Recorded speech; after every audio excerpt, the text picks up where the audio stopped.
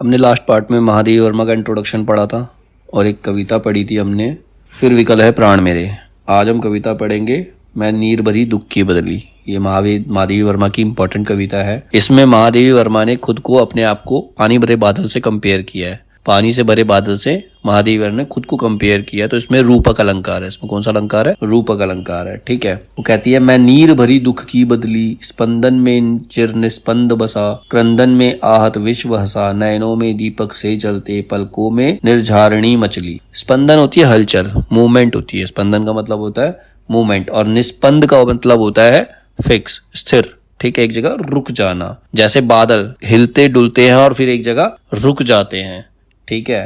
क्रंदन में आहत विश्व, जब बादल गरजते हैं तो एक तरह से वो बादलों का क्रंदन होता है। बादलों मतलब एक तरह से दुख से गरज रहे हैं, वो रो रहे, चिल्ला रहे, जो भी है। लेकिन उससे क्या होता है? विश्व को खुशी मिलती है। जब बादल गरजते हैं तो विश्व को क्या मिलती है? खुशी मिलती है। क्योंकि जो किसान होते हैं वो सोचते हैं उनके खेतों में बारिश पड़ेगी, खेत हरियाली छाएगी, फसल अच्छी होगी। तो क्या होता है? बादलों के क्रंदन में लोगों को आनंद आता है। उसी तरह से जब एक स्त्री रोती है, एक स्त्री के आंसू होते हैं, तो उसमें लोग उसके मजे लेते हैं, उससे हंसते हैं। ठीक है, क्योंकि वो करुणा के आंसू होते हैं उसके अंदर। वो किसी ना किसी का भला ही करना चाहती जो स्त्री होती है। नैनों में दीपक से जलते, पलकों में निर्झारणी मछली। नैनों में दीपक से जलते, जैसे ही बादल, आकाश में बादल छाते हैं तो लोगों के आंखों में दीपक जलने लगते, आशा के दीपक जलने लगते हैं कि अब कुछ अच्छा होगा। पलकों में निर्झारणी मछली मतलब आंसू, खुशी के आंसू बहकर निकलते हैं। ठीक है। मेरा पग पग संगीत भरा, श्वासों में स्वप्न पराग झरा, नभ के नवरंगन बुनते दुकुल, छाया में मलय बयार पली। कह रहा है मेरा, वो जो महादेवी वर्मा कहती है, मेरा जो पग पग है वो संगीत भरा हुआ है। अगर उसके अंदर करुणा है भी तो विश्व के भले के लिए है, विश्व के अच्छे के लिए। जैसे बादल जो होता है, जब बादल बरसता है तो उसका जो संगीत होता है वो लोगों के लिए खुशियों भरा होता है। जब अब बादल गरजता है, बिजली चमकती है तो वो लोगों को खुशियां देती है। श्वासों में स्वप्न पराग झरा मतलब सांसों में एक नई खुशबू आ जाती है। पराग मतलब फूल की पत्ती होती है जिसमें से खुशबू आती है।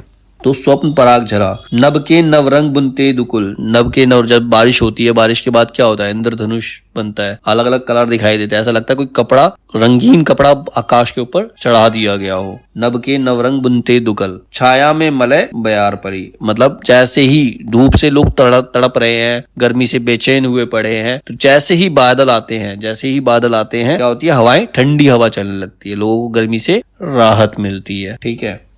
मैं क्षितिज भुकुटी पर फिर धूमिल, चिंता का भार बनी अविरल, रजकण पर जलकण हो बरसी, नवजीवन अंकुर बन निकली। क्षितिज वही आसमान और धरती जहाँ पर मिलते हुए दिखाई देते हैं। भुकुटी होती है जो इंसान की बोहें होती है, तो उसके ऊपर जो आकाश, जब बादल छाते हैं तो वो धूमिल हो जाता है, मतलब सब कुछ धुंधला धुंधला सा दिखाई देने लगता है, आकाश साफ नहीं होता।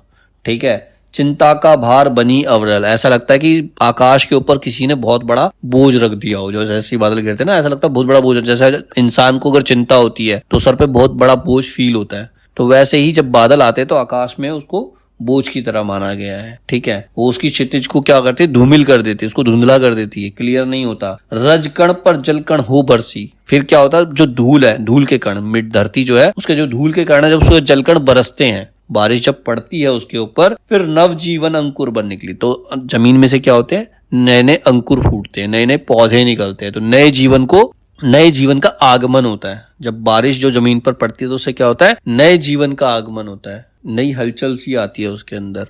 पथ को न मलिन करता आना, पथ चिन्ह देते जाता जाना, सुधी मेरे आंगन की जग में सुख की सिरहन हो अंत खिली। मतलब वो कहती है जब बादल आता है, बादल बरसता है, जब बादल बरसकर चला जाता है तो वो अपना कोई निशान छोड़ के नहीं जाता। जब बादल क्लियर हो जाते तो पूरा आसमान क्या होता है? एकदम साफ सुथरा हो जाता है। पूरा आसमान जो होता है वो साफ सुथरा हो जाता है, उसका कोई चिन्ह दिखाई नहीं देता। वैसे ही वो लोगों से बोल रही है, तुम भी संसार में आए हो, अपना कार्य करो और इस तरीके से जाओ कि तुम्हारा कोई चिन्ह शेष ना रह जाए, जिससे लोग तुम्हें कुछ कह सकें।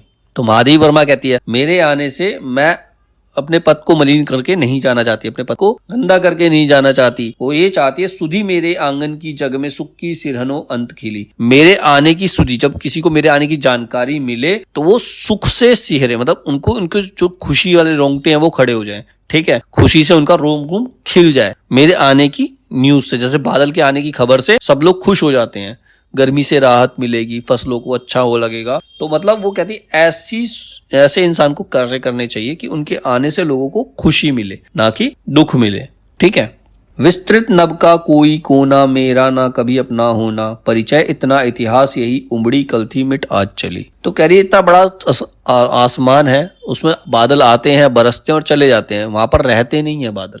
बादल कभी एक जगह टिकते नहीं है, आकाश साफ हो जाता है, फिर दोबारा आते हैं, फिर बरसते हैं, फिर चले जाते हैं। इसी तरह से इंसान है, इस संसार में आता है, अपना काम करता है और फिर चला जाता है। ठीक है। कोई भी इस संसार में रह नहीं पाएगा। ठीक है। हर किसी की मृत्यु होना अनिवार्य है। जैसे पूरे इतने बड़े विशाल आसमान के अंदर कोई बादल अपनी जगह नहीं बना पाता, वैसे ही इंसान इस धरती पर अपनी जगह हमेशा के लिए नहीं बना पाता। विस्तृत नभ का कोई कोना, मेरा ना कभी अपना होना। तो कह रही मैं भी इस संसार में आई हूं तो मुझे भी एक ना एक दिन जाना है, मुझे कोई परमानेंट ठिकाना यहाँ नहीं मिलेगा। परिचय इतना इतिहास ही, मेरा परिचय इतना ही है और इतिहास भी यही कहता है, उमड़ी कल थी मिट आज चली। कल जन्म हुआ था, काम किया और आज मुझे जाना होगा। जैसे ही बादल की घटाएं उमड़ती हैं, फिर बरसती हैं और फिर चली जाती हैं। तो यही संसार का सत्य है।